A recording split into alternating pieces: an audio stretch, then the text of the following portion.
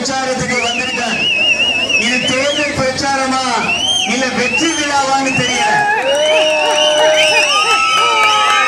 அந்த அளவுக்கு இங்க கொஞ்சம் ஆமா உட்காருங்க. அந்த அளவுக்கு மிக பிரம்மாண்ட வரவேற்பு. நுழைவாயில நெருங்கினோடனே நம்மளுடைய சின்ன குழந்தைகள், பெண் குழந்தைகள் தன்னோட அப்பாவை மாமாவை வரவேற்கிற மாதிரி பூங்கொத்து கொடுத்து வரவேற்றாங்க. தாய்மார்கள் பூ போட்டு வரவேற்றாங்க.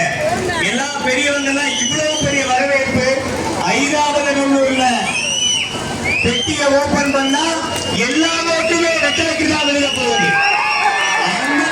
பெரிய வரவேற்பு.